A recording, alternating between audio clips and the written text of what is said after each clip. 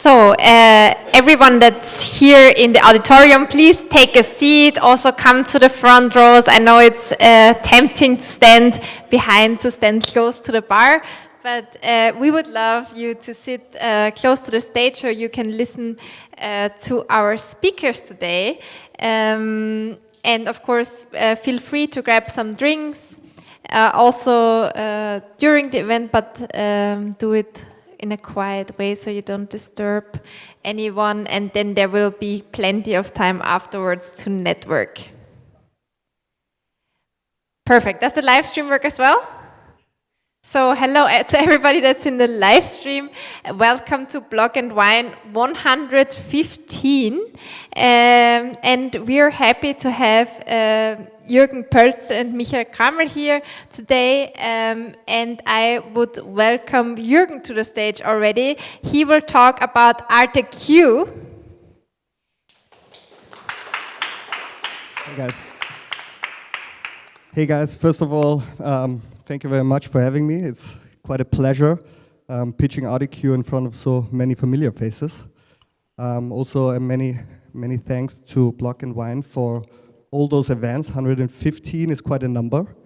I believe that you guys are doing a tremendous job, especially in such rather difficult times, I would say. On the market, it is very important and of tremendous importance for young companies, for young projects as artèQ to have such events where we all come together to talk about the latest developments in the Web3 area, but also to talk about our projects. And I'm happy to get your feedbacks later on and to see what you guys think about artèQ. I'm not very familiar with the audience. For that reason, I'm starting also with a basic introduction to the Web3 area. I will rather make it very short and quick for the pros among you guys to not get bored. In the end of the day, we started with the Web 1 in the 90s. In the end of the day, it was information economy only. So what happened with Web 1 is that you as a consumer could only consume informations. The huge development from Web 1 to Web 2 was the platform economy with the rise of all the social media platforms that we nowadays know as Facebook, Twitter. And Web 3 is completely a new thing with token economy, where you now basically can also digitalize your intellectual properties and all other content that you can think about. Non-fungibles, I'm quite sure that all you guys are familiar with NFTs. For those who are not familiar, just a very short overview. NFTs are more or less blocks on a blockchain where you can save almost everything you can think about, starting from intellectual property rights to digital art pieces, even contracts and real estate can be saved on single blocks. The big advantage on NFTs is that they are tradable on a global scale. Therefore, it is the first time in humankind that you can trade digital assets within seconds from A to B on a global scale. And this is truly a game changer when it comes especially to our use case that we are following with artèQ, which is focusing on art. artèQ was founded around a year ago, and we saw that digital art per se is nothing new. It started also with the beginnings of the internet. Nevertheless, we saw that artists could not monetize their art pieces. If you think about back, so if we roll it up from an evolutional art historical point of view, everything started with cave paintings, also Höhlenmalerei. Later on, we have seen some stone sculptures, the old masters painted their beautiful art pieces on wood. Only in the 19th century, canvas entered into our home and houses. And what we now see is truly a digital revolution, given the fact that artists with NFTs can now, for the first time, monetize their art pieces. I'm talking to artists almost every single day, and what they say is they're so happy about the blockchain technology as it allows them to deal and make money with their digital art pieces. My educational background, I was working the last 5 years in a big law firm specialized in IP/IT right before I joined artèQ by the mid of last year. And for me, it was always very strange to see how contracts in the IP world more or less are completed. So we have seen for a contract, obviously, you need some paper, and then the transfer of ownership from intellectual property rights saved on USB sticks was just something that I believe the next generation, or even we nowadays, is kind of strange given the fact that we now have the blockchain technology and the non-fungible tokens where everything is saved on and can transfer immediately. I brought you 3 examples today where you basically can see how digital art truly change the way we see paintings in, also from an art historical point of view. CryptoPunks, for instance, I'm very sure that you guys are familiar with the project. Please forget the numbers. It's not about the money, even it is quite an immense sum. Nevertheless, what CryptoPunks really did, or more or less Lava Labs, the creators behind CryptoPunks, they created a community through Web3. So this was the first project really having a unique collectible, 10,000 unique collectible characters.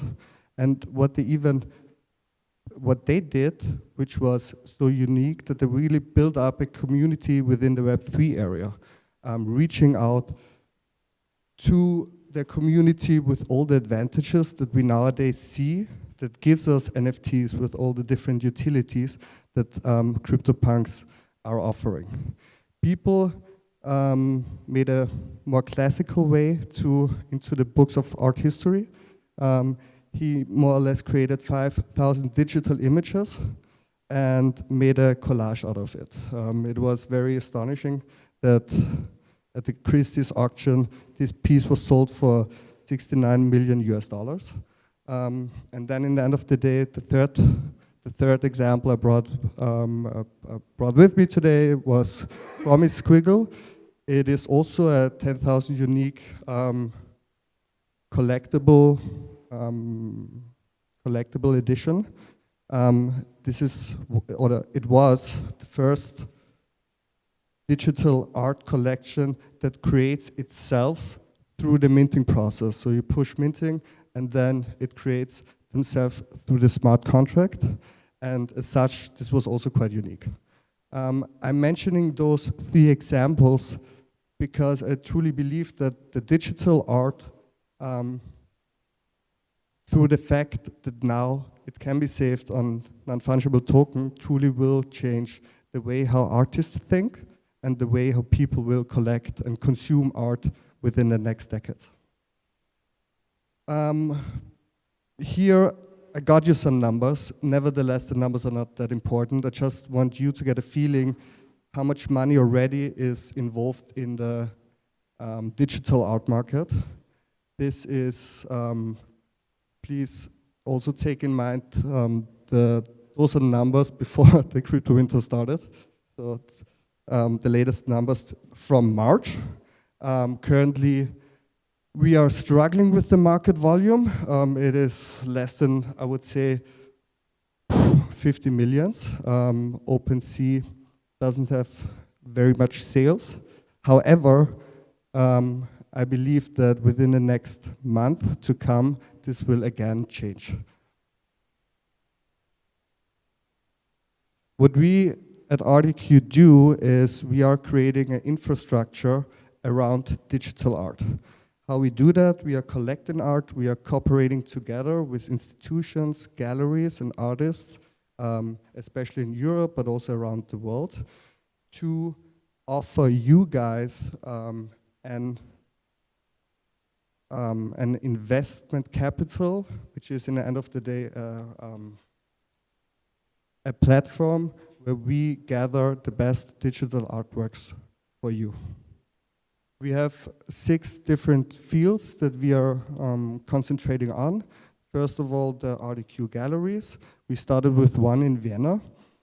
We are now moving from a smaller location to a bigger one. The reopening will be probably in the beginning or mid-December.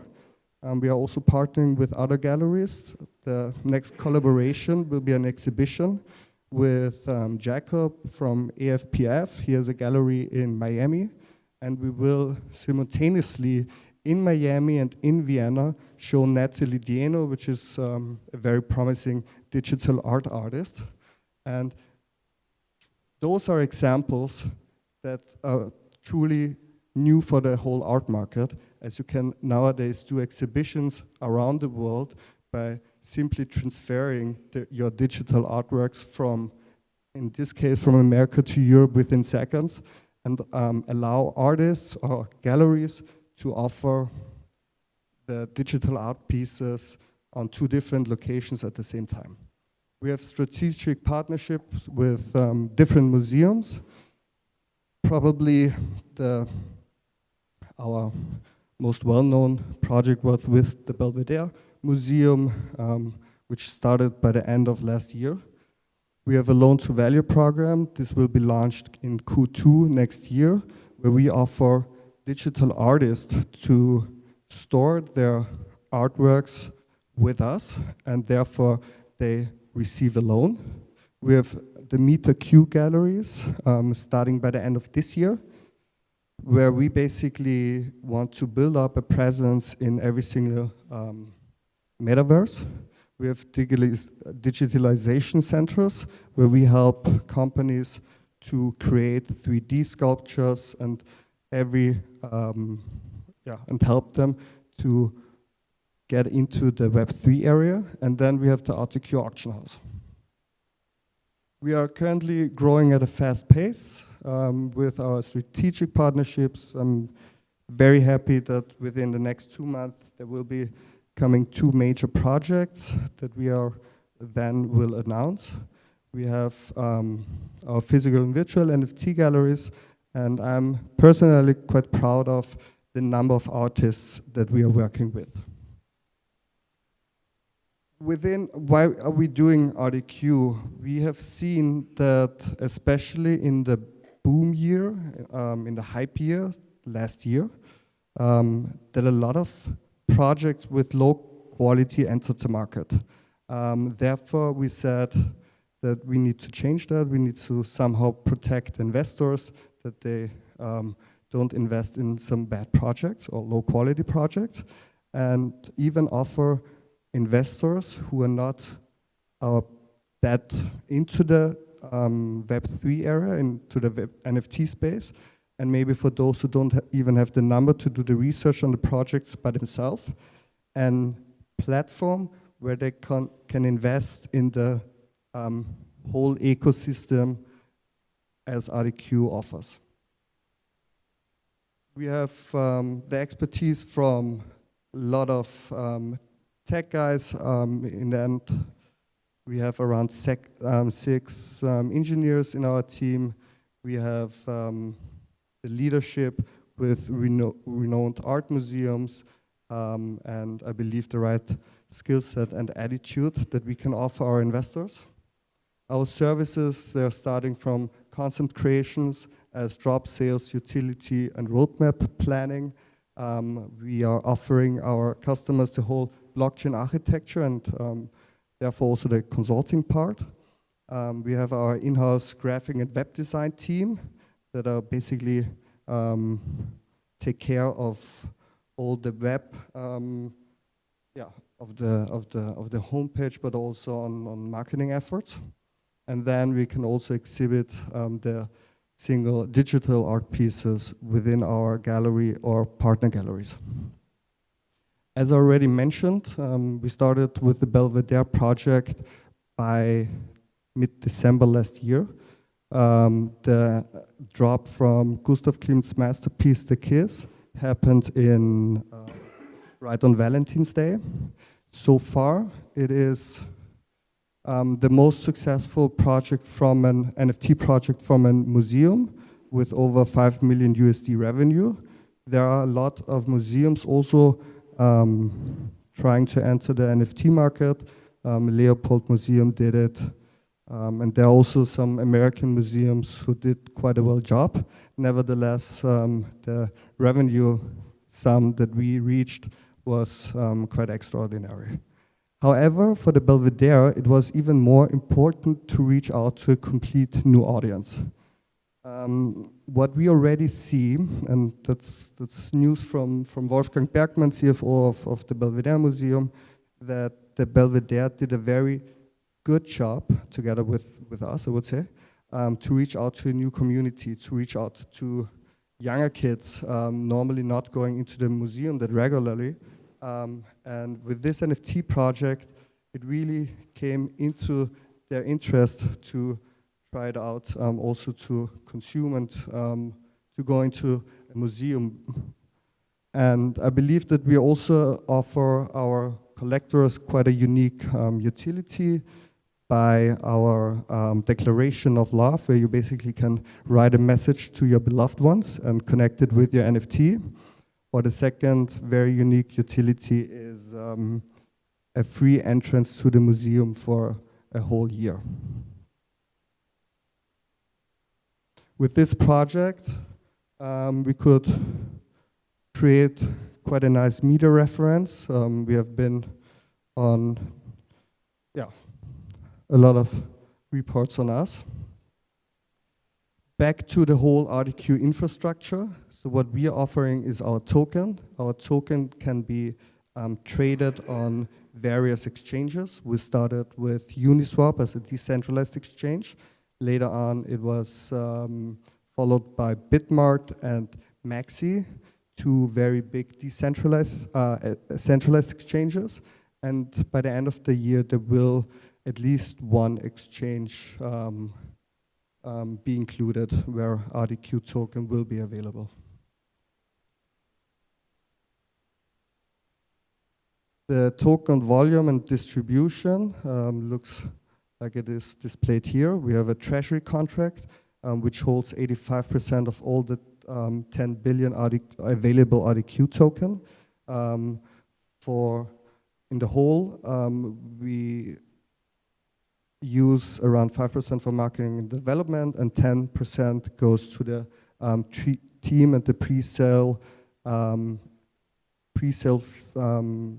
phase, which was very important for us to raise capital, especially at the beginning before we did our ICO.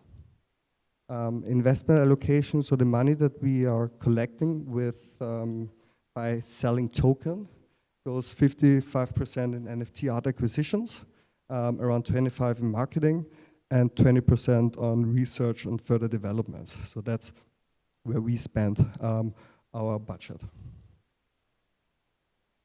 Within the next 2 to 3 months, we will deploy our artèQ Dao token as a DAO, so a decentralized organization. Every single token holder will be part of our community, will be part of our infrastructure. It will work quite simple. Every single Friday afternoon, we're gonna ask our community, our token owner, where they want to invest next. We normally will provide them with 3 different options, artist A, B, or C, and then the majority of the token holder will decide in which project artèQ will invest next. Therefore, the artèQ management will only propose the different projects to the community, and the community will decide in which direction artèQ will head at. This is our team. We are currently around 18 people with around 8 to 12 development experts. And that's it from my side. Thank you very much.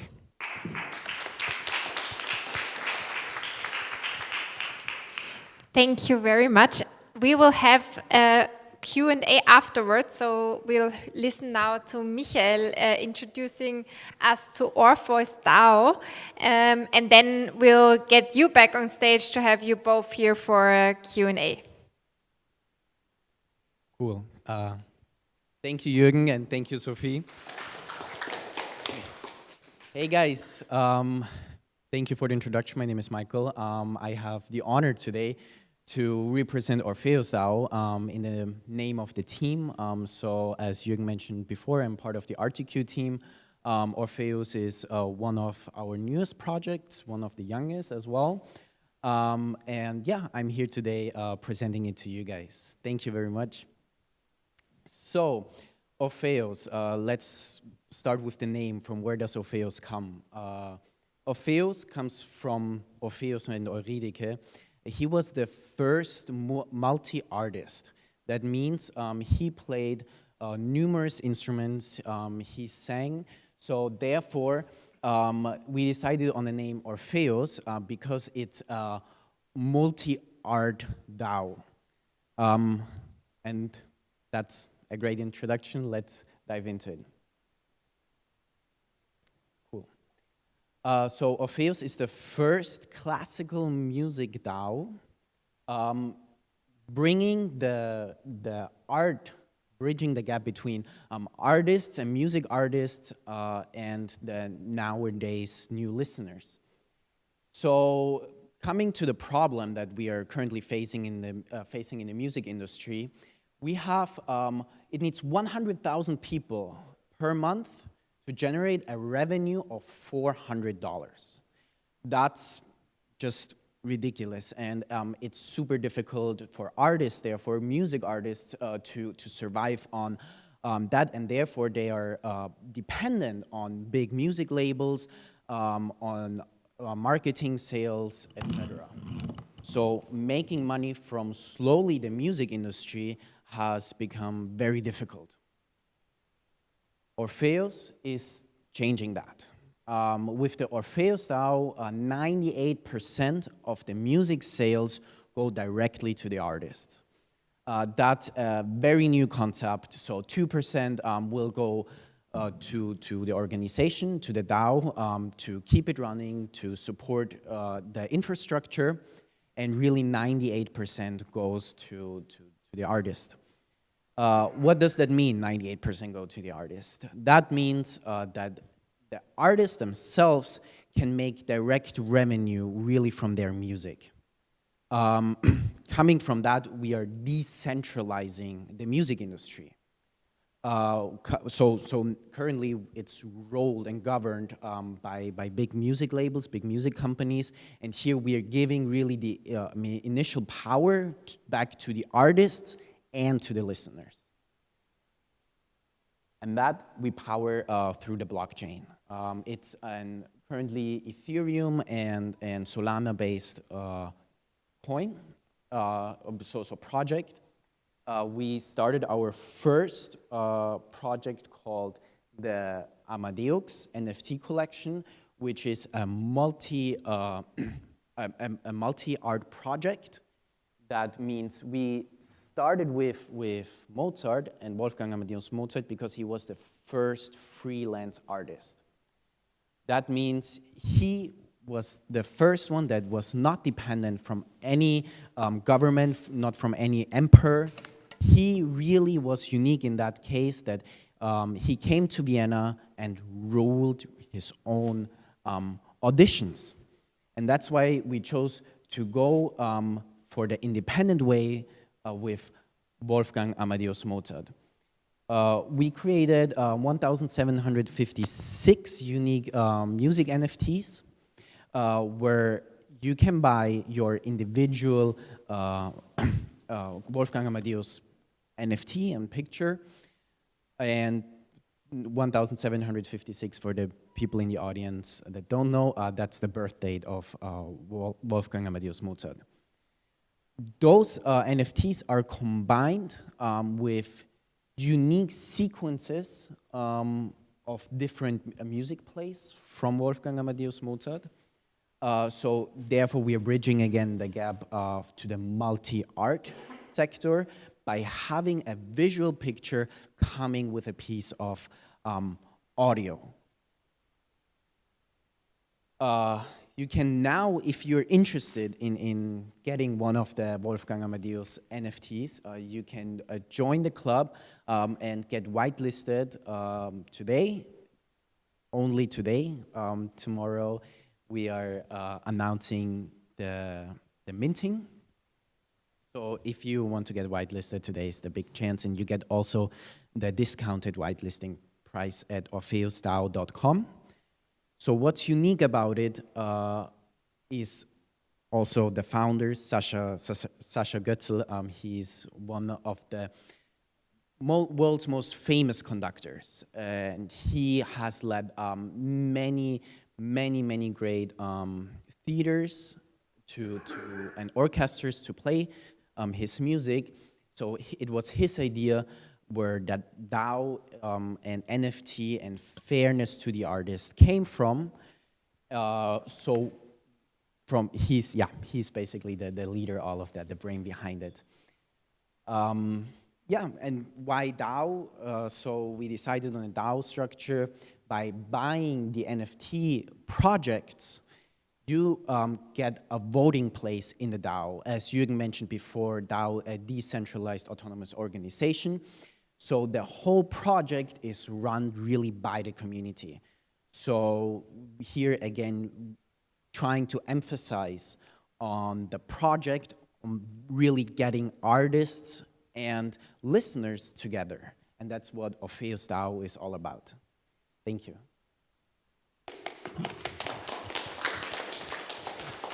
Thank you very much. Please stay on stage, and I would also invite Jürgen to come up again to ask if there are any questions in the audience. Please ask your questions to artèQ, to Orpheus Dao, to NFTs. We have two experts here today who will also share their opinions and their insights. Thank you again for sharing your pioneering work in this space here. Do we have a microphone for the question, or do you want to have mine and we'll share one? Okay. We have one question here already. By the way, I have two questions for both speakers. Does it work? It works. No worries. Okay, first question is, regardless the DAO, what is the utility of artèQ token? The first question, and I'll ask the other question. For instance, I am a musicer and I'm producing music, classical music or whatever. And what is the way I can use Orpheus as a platform, and what is the relation between NFTs and musicers and listeners? I didn't get the idea of the whole project, how it works, how connections are made, etc. If it's clear. Thank you. Thank you. Do you want to start? Yeah. So for the utility, it depends on how many tokens you have collected. So we have three different categories, starting with bronze, silver, and gold. The gold category includes, for instance, a staking reward of 4%. You can even stake your NFTs, which is totally new in the market. Your NFTs from artèQ projects, not all the NFTs you have, but at least our NFTs that directly comes from artèQ, you can stake, meaning you give us the NFTs, and therefore you get a reward in artèQ token. Furthermore, we are working on different artèQ NFT drops on a quarterly basis with special artèQ artists. So in the end of the day, we also want to invite our community to really be a very active part in the community to support our artists, Therefore, we always connect our utilities with some art projects, as the NFT drop from artèQ artists, but also we are working on a ticket system where you basically can once a year, by holding artèQ token for 12 months, buy any museum ticket that you want. You can scan it, send it to us, and we will refund the ticket price by a maximum number of 35 years. So those are the utilities that we are currently offering. And yeah, that is still in process, so there will other utilities follow soon. But yeah, first of all, we're going to listen to the community, what they really want from us, from our side, which utilities they have in mind. And then we are open also to offer new utilities depending on the community wishes. Did that answer your question? Kind of. Okay, yeah, kind of. What does that mean? Any? I have a microphone. So, as far as I understand, the process is in progress for utility for artèQ. Yes, I heard such cases and benefits by holding it, and of course, taking is like okay, but for instance, I don't know. It's hard to find any utility for a token. That's why I'm usually asking this question. So, but thank you for answer. Yeah, well, let me just one last thought on that. I believe that the most important utility that we offer is truly the decision vote on where the artèQ infrastructure is heading at. So with this, we really give the community a place where they can decide on the management function on artèQ. This is also, I believe, quite unique for an investment capital, or at least I don't. All right, how many votes did you have until this day? So one token is one vote. Okay. Okay, I'm good. Thank you. Thank you. Also, maybe to add to what Jürgen said, artèQ lives only because of the community and because we have a great community. So also to you guys at the audience, please feel free if you have any questions, any wishes you would like to see in the future to reach out to us. And we do always our best to implement the wishes from our community in our system as well. Thank you. So coming to the DAO and your question to Orpheus, how, please correct me if I understood the question wrong, but how the NFT bridge with the music and in what times, in what circles projects are launched, right? Correct. The question was, if I am an artist, I am a musicer, and I want to use your platform, what should I do? So if you have a classical music project and you would like to fund it over through the Orpheus Dao community, you can always get in touch with the team. You can submit your project and participate in the DAO. And it's then up to the team and also to the community if your project gets funded and selected, yeah. Okay, let me ask in a different way. For instance, I am a musicer and I have some music products. I can go to SoundCloud or Spotify or whatever in some different ways, but still I can do that.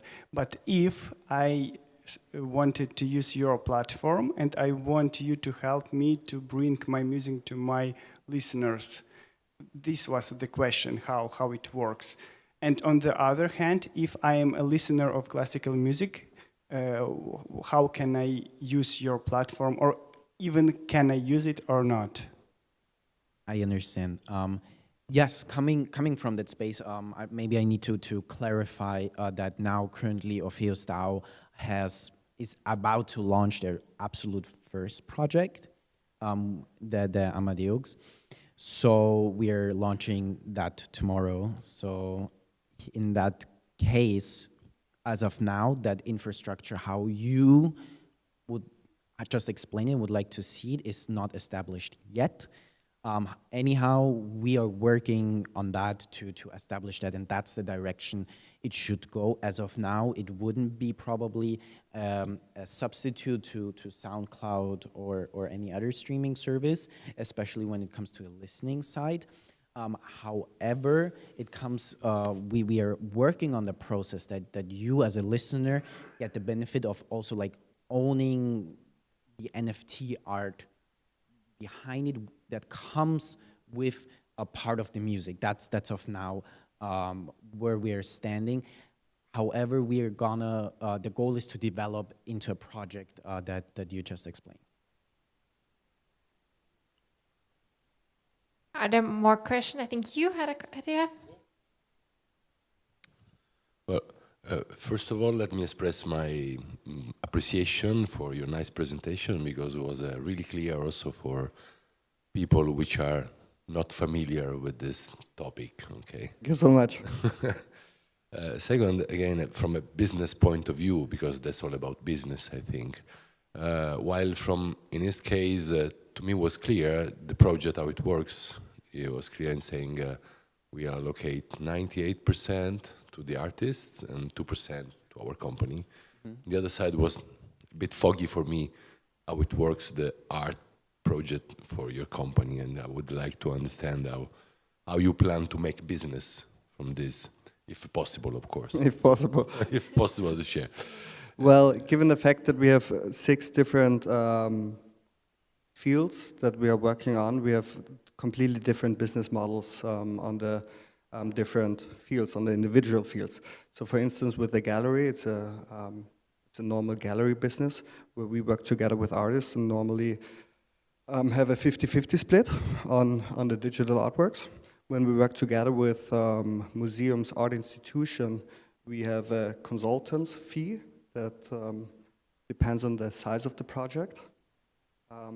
And when it comes to the investment fund, then we as a team, we do have token that we are selling, depending on the price on the market.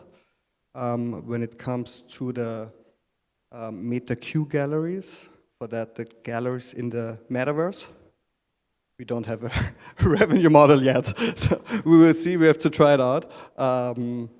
Yeah, let's see where the whole space heads on. We don't know it yet. However, we believe that it's important for us to have a presence in the different metaverses, as we are a Web3 company, and without a gallery in Decentraland Sandbox and so on, we couldn't call us artèQ, I would say. Absolutely. So being present in whatever field is super important, as well as being clear from this point of view. There is nothing to hide. I mean, a different business model, as you said, make absolutely sense, and that's great. So again, my appreciation for that. Yeah. We have one more question here. Hi, thank you. So thank you for the presentations, it was really good. But given that both the projects are DAOs, I was curious what kind of governance structures both projects have explored. You know, there's a lot of talk right now that giving all the voting power to those community members who have the most tokens isn't the best option, maybe. There's talks of conviction voting and that, so, but if you are as a DAO opting for what I just mentioned, why? Yeah, sure. The governance structure with artèQ is quite straightforward. We have 10 admins who decide on the token distribution process, so how many tokens will get released in future. Maybe the background for that is that we only release token if we have an underlying asset for it. So currently we have around 270 Ethereum in digital artworks. Therefore, the whole volume of the tokens would represent this sum. Nevertheless, if we buy more digital artworks, we will release more tokens. And this is to be decided from our 10 admins, where basically the normal majority, so 6 from 10, will decide on that issues. For all the other decisions within the DAO, we as a management team, as I tried to describe, will propose on a regular basis to our community our proposals where we want or where we would suggest to invest in, and then the community decides also with a normal einfache Mehrheit, normal majority on where the artèQ management team invests in.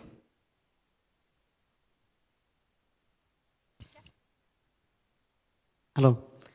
My question is, why do you think that this will bring more revenue if everyone can decide which picture can be bought within the community? Why would this be the best thing for the revenue? Why don't you have a couple of experts which choose which artwork to be bought? Yeah. So that's the reason why we are always proposing 3 different projects. So it's not on the community to decide which artwork they want to buy. It is from our experts a number of, so normally around 3 projects, which we believe are all good to invest in. And that's the reason why we propose it to the community. We still have time for 1 or 2 questions. If you have a question, please raise your hand.